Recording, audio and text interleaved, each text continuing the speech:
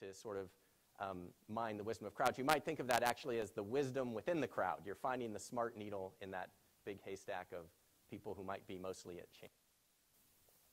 Okay, so a little more on jelly beans in the jar. We've talked about consensus estimates. One of the key things to think about if you're going to take a jelly beans in the jar sort of approach is what about the differences between experts and regular investors? So kind of intuitively you can say, well, jelly beans, how many of us are really experts at predicting jelly beans unless we work in a jelly bean packing plant or something? We're all pretty much novices at that. And so, yeah, maybe it makes sense that the consensus would be better. But what if there was an expert jelly bean packer? Maybe that guy would be better. And so that is an important dimension to keep in mind when you're looking at sort of aggregating information. And in fact, there are some companies in the financial area, StarMine. Folks heard of StarMine? Some? Okay. So StarMine goes out there and basically, instead of just doing a consensus of different analysts for earnings estimates, they will actually track the analysts and say this guy is 99% accurate or 98% accurate and this other guy is only 56% accurate. And so you can begin sort of compiling track records. And so in that case, sort of paying attention to the level of expertise sort of makes a lot of sense. Prediction markets. Michael mentioned prediction markets. So yes, this is a really fascinating topic. Iowa Electronic Markets, as Michael alluded to, has been running by, in the business school over there in Iowa for many years, basically a way that you can buy stock, buy and sell presidential candidates, for example. So you could say, I think Obama's going to win the election, and, I'm willing to, buy his stock. And other people say, no, I'm shorting. And sort of by looking at the relative price levels of, and I haven't checked it recently, so I can't tell you, but Obama versus, Romney, for example, you can sort of see what that market is saying, who's going to win the election, and they have a pretty good track record of, sort of doing better than the standard Gallup polls and this kind of thing. Hewlett-Packard, I think Microsoft was mentioned. Hewlett-Packard's another innovator in this field where, the traditional way of figuring out how well does a printer do, they would have their sales and marketing guys do sales and marketing forecasts on a new printer.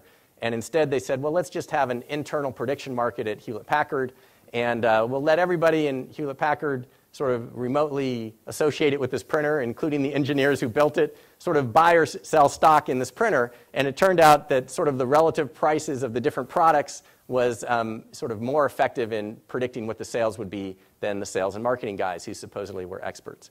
So those are really examples of how you can use markets as an information processing mechanism. The market itself is processing information from many different people, and that's really cool. You're tapping the collective intelligence of many people, and you're using the market as a processing mechanism to aggregate that information. What's interesting is that you don't have to do just a prediction market where people are putting a price on something. There are ways, as I'm sure other folks at this conference talking about this, where you can sort of mine the text that's in blogs and stock boards and all this kind of thing, using natural language processing, NLP. You can look at tweets. How many folks are familiar with stock twits? Okay.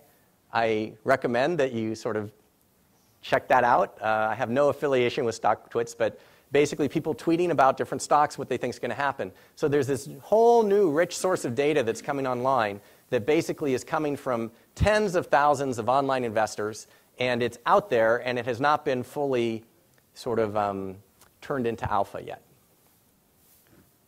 Okay, needles in the haystack. The key with the needles in the haystack, so I'm going to try to give some high-level sort of intuitions about if anybody's interested in going down this route, sort of what are some paths that you might try sort of to avoid some of the mistakes we've made over the last 10 years, I guess. So one of the things, if you go down the needles in the haystack route, where you're trying to find the next George Soros from looking at tens of thousands of stock twits, let's say you're able to monitor who's tweeting what, and you can sort of get their track record.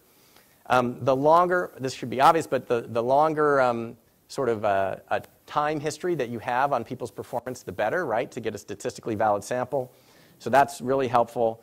Doing some kind of screening up front, as you might expect, so that you sort of have some idea who this information is coming from is helpful. There's a few challenges and pitfalls. So one of them is actually not as much of a problem as most people think, which is how do you get the good guys to share their information, sort of, especially those of us who come from Wall Street, sort of maybe are more inclined to say, if I know something, I'm not sharing it. You know, it's like, come on, that's my alpha. But actually, when you go out to the retail investor and to the larger community, it's amazing how willing they are to share. A lot of guys will share, and it's just kind of ego. They like the ego thing. I know a lot, and there's just a human kind of desire to share and to communicate, and so it's actually not as much of a problem as you might think. The problem more is extracting the signal from the noise, which you might expect. There are some guys who will try to game things. So whatever system that you try to come up, if you're doing an online poll, for example, which is sort of what our sister company does, we poll online investors to see what they think. There are people who will try to stuff the ballot box and do all these things. And basically, it's an arms race. You've got to sort of be able to detect that and put mechanisms in place that can sort of detect when people are trying to game things and sort of filter that data out. But just that's going to happen.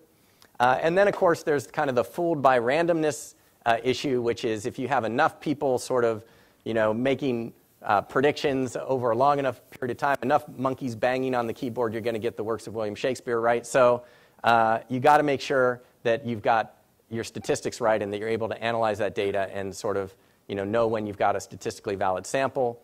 And it sort of helps if you can sort of not go with a single expert who has a good track record, but sort of, you know, pool the experts together and sort of then use that for directional trading. Okay. So that's on the wisdom side. But then there's the madness side. So the madness is when people are irrational, when they overreact, irrational exuberance, irrational pessimism. Okay, so there's kind of, this is again kind of oversimplified, but there's sort of like two buckets you can think of. You got really blatant kind of irrationality, where you got herd behavior and panic, you know, which is why we have these huge movements to the downside that everyone's familiar with when everybody just piles in. And it all stems, a lot of it stems from kind of psychological factors. So one psychological factor is that people will sort of do more to avoid pain than they will to get gain. I mean, this is not rational. So concrete example of this, credit cards and gas stations. So I don't know if you guys have noticed that if you go into a gas station, they offer a cash discount, right? A cash discount, 5 cents off if you pay cash. But they don't frame that as a credit card surcharge. And the reason they don't do that, credit card companies probably have something to do with it, is people will drive a lot farther to avoid a 5 cent surcharge than they will to get a 5 cent discount. It's completely irrational. It's 5 cents. It's the same amount. But it's how you're framing the problem, right? And it's, again, that psychology of, you know, people will do more to avoid pain than they will to go get an equivalent amount of gain. So those kinds of things, that's kind of a framing effect. It's a little bit more subtle. And then there's some more blatant things, like just panic when the market's not looking good. So these are two types of madness. So how do you kind of generate alpha, right? That's kind of what we all care about. How do we get alpha out of these psychological phenomenon combined with this new source of data, this new ability that we have with the internet, with, you know, Twitter and Facebook and doing online polls and all these online investors going to Yahoo Finance. There's this, you know, kind of tidal wave of new information from retail investors that's available in various forms. How do we generate alpha from that? So at a high level, there's basically two approaches that we've found. So one is to go contrarian. So when you see that the crowd is irrationally exuberant or irrationally pessimistic, you can place a contrarian trade, and we found that, not surprisingly, you can make money doing that. The second thing is you can go directional if you can find those needles in the haystack. If you can sort of find a number of experts, get a consensus among those experts, if you can sort of identify who the people are who actually kind of know what they're talking about. And basically that comes down to statistics and algorithms. One of the algorithms that we developed way back in 2001, we have a patent, so I can talk about it because you could read about it anyway, is basically you try to find people through polls, online polls over the internet, and you sort of compile a statistical track record on how accurate they've been, saying, I think Google's going up tomorrow, that sort of thing. And when you've got people that look statistically sort of better than chance, when they make a new prediction, you can turn up the volume on that guy, give it more weight, and other guys who are just guessing or sort of at chance or just noise, you turn down the volume on them. If somebody is consistently wrong, Maybe they know a lot about Google for whatever reason. They work in that field, who knows? But statistically, they've been more accurate on that and maybe on technology stocks. But when it comes to Walmart or something, they're at chance. You can turn down the volume on those guys. So there are some ways that you can sort of use algorithms to sort of identify these folks and combine it into a trading strategy. Okay, so let me tell you about a very specific methodology that we've used, sort of kind of think of it as a proof point or a case study for tapping the wisdom and madness of crowds. So as I mentioned, we have a sister company. We've been doing these online polls starting in 2005, so we've actually got quite a bit of data, over 20 million of poll results. And the polls are of the form, I think Google's going up tomorrow, or Google's going down tomorrow, or next week, or next quarter. And it's mainly retail investors coming from brokerages and financial media sites, TheStreet.com, MSNBC, people like that. And so we have all this data that comes in, and there's also, we've experimented with other sources of data that have come along more recently since 2005, like Twitter, and Google's been around, of course, and blogs. So it's not limited, but I think that's one of the challenges, is sort of experimenting with the different data sources and finding out what works. But in our case, the poll data has been sort of the primary thing behind what I'm going to show you. So we got a few million of proprietary trading capital. We're getting about 10,000 plus of these poll results every day. And we run them through the algorithms, and we basically get a list of individual stocks, some saying go short these stocks today, some saying go long these stocks today. It's a very, very simple, and this strategy that I'm describing here is very simple. It's just take a position in the morning, close it out before the end of the day, 100% in cash overnight, no holding overnight. On average, don't use any leverage, but we get signals that are sometimes stronger, sometimes weaker. So if you get a stronger signal, you might lever up that particular stock. Let's say we get a strong signal on Apple. Maybe we'd use put more weight on that and less weight on the weaker signals. But on average, across the portfolio, no leverage. And we've been doing this now since 2009. And because we're trading in and out every day in cash at the end of every day, even though it's only a few $million that we've been doing this with, we've actually placed over $3 billion worth of executed trades. And so our brokers are very happy with us, because we're probably not using, I'm sure I'll find at this conference, a better broker than what we're using. But nevertheless, a lot of trades. And so here's what we've managed to do since January 09 all the way through the end of May. And I can tell you it's not on this graph, but June is looking pretty good. We're definitely up it's higher in June since then. So the large stock strategy is what I just described. And that's averaged about 18.5% a year since we started, versus SPY S&P 500 ETF at 12.75%, and the Global Hedge Fund Index at about 2.75%. So really sort of been beating the market using this approach, which is kind of mission accomplished in my view, because that's what I set out to do is it possible to do this? And it's like, wow, this really looks like this is possible to do. And of course, there's some volatility, and I'll talk a little bit about this. Some of the interesting features of the strategy. So it's been beating the market, but it performs very well in volatile markets. So kind of as you might expect, if individual names in a volatile market will move more, there's more profit potential at those times.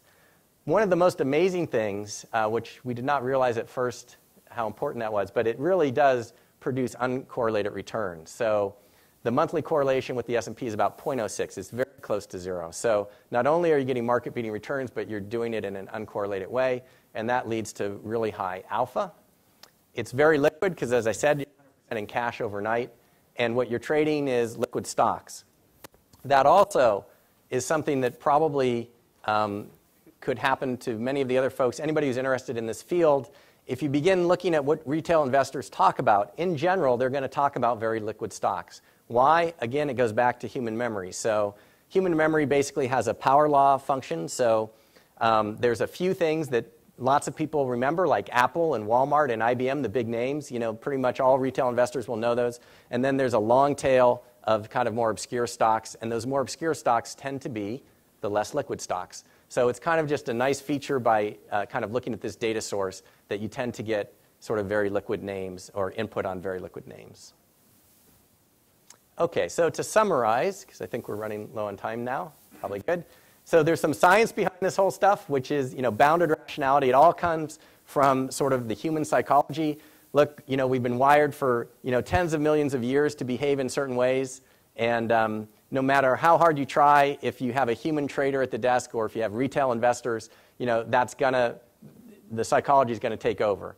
That's one of the great things, in my view, about quantitative algorithms, if you can kind of trust your model, is that they sort of are a way to kind of get around the human psychology because they're just going to follow the algorithms. There's two approaches to the wisdom of crowds. You can think of it as the jelly beans and the needles in the haystack. Both of those are ways to kind of mine wisdom out of the crowd. There's a couple of general buckets for madness of crowds, kind of the irrationality that's fairly blatant, and then more subtle cognitive biases like the framing effect, the gas station thing that I talked about, a little bit more subtle. It's possible to harness this information to generate alpha. We've done it by trying to go with it, identify where the wisdom is, and then go directionally in the same direction as that. And when we detect madness, big overreactions either way, then kind of go contrarian. We have at least one data point that it's possible to beat the market with uncorrelated return, and we've been running this about almost 3.5 years, 3.4 years now. So I guess in conclusion, sort of what I'd like to say is this whole field of collective intelligence is tremendously exciting to me.